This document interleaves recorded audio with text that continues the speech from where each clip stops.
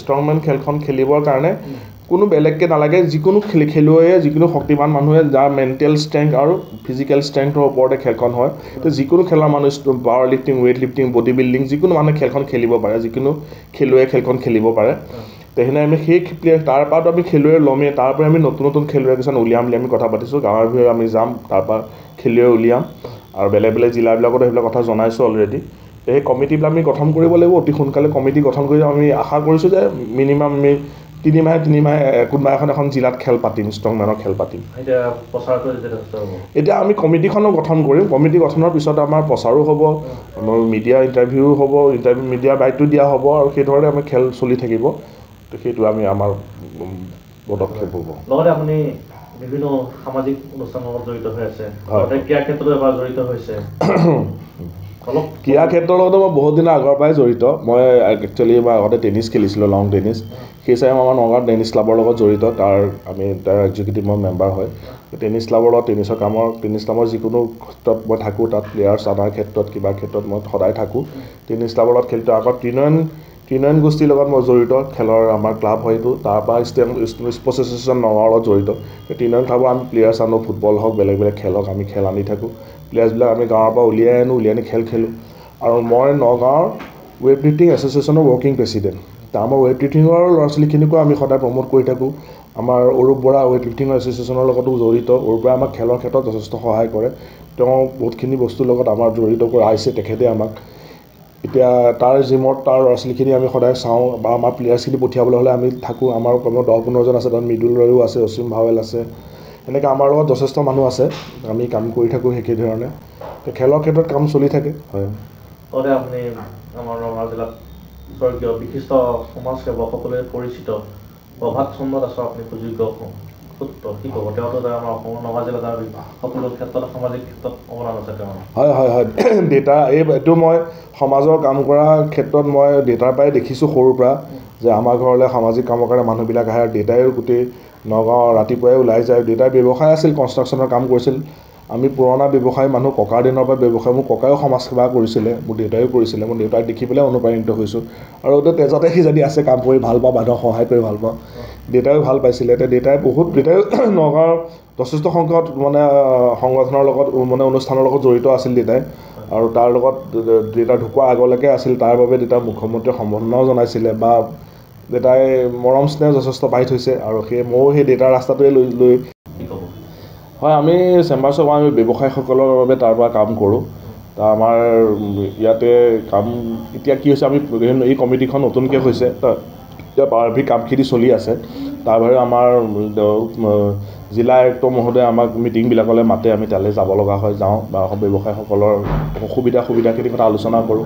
দিছে আমাৰ সেইদিনা কালি দুদিন আগতে SP মহোদয়ক লগ পাওঁতে তেখেতেও কৈছিলে যে চেম্বাৰ্ছ অফ কমাৰ্চলৈ বহিব লাগে তেওঁৰ লগত অলপ CC কেমেৰা লগোৱাৰ কথা ভাবিছে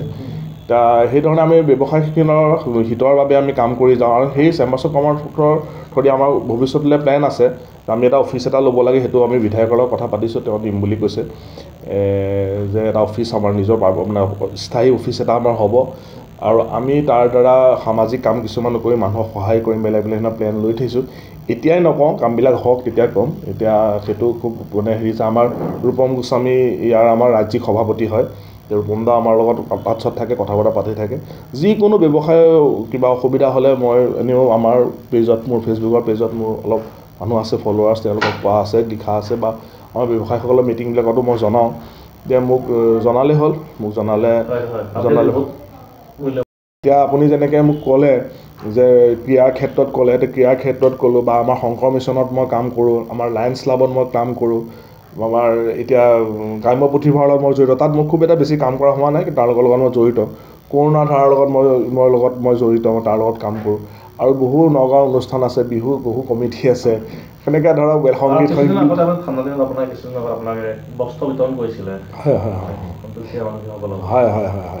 বস্ত্ৰ বিতৰণ কৰিছিলোঁ সেই প্ৰথম তাৰ চিন্তাটো আছিলে মই আগতেও এনেকুৱা কাম কৰি থাকোঁ তেওঁ ৱাচিফা হাজৰিকা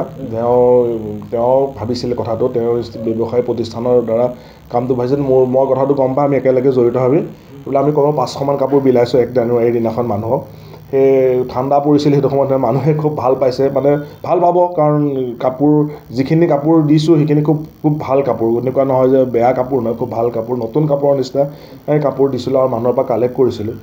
আৰু কাপোৰৰ কামটো সেইটো কৰিলোঁ আৰু প্লেন আছে আমাৰ লায়ন্স ক্লাবত কাপোৰৰ কাম এটা কৰাৰ কথা পাতি থৈছোঁ এইটো লায়ন্স ক্লাবত কাপোৰৰ কামটো কৰিম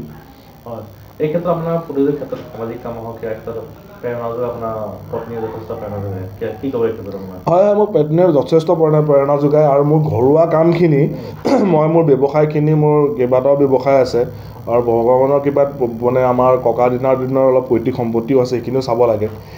সেই বস্তুখিনিৰ ক্ষেত্ৰত মোৰ মিছেছে বহুত সহায় কৰে মই কাম কৰাত সহায় এইটো কাৰণে পাওঁ গোটেই ঘৰৰ কামখিনি তাই কৰে বজাৰ সমাৰ কৰা হওক ঘৰৰ কাম কৰা মানুহ আমাৰ ঘৰত যিকেইজন সহায়ক আছে তেওঁলোকক চলোৱা হওক সেইখিনি গোটেই বস্তুখিনি তাই কৰে তাই মোক কেতিয়াও মানে নকয় যে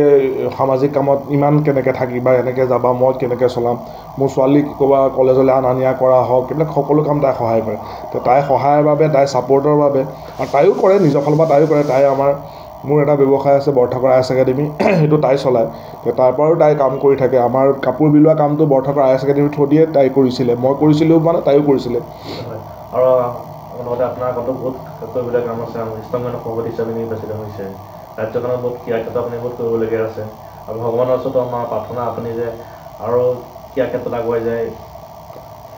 হয় হয় আৰু আমাৰ এনেই মই আৰু কিছু কাম কৰি থাকোঁ এটা মেডিকেল কেম্প কৰি থাকোঁ প্ৰায় ছমাহ এবছৰ দুবছৰ এবছৰ মূৰে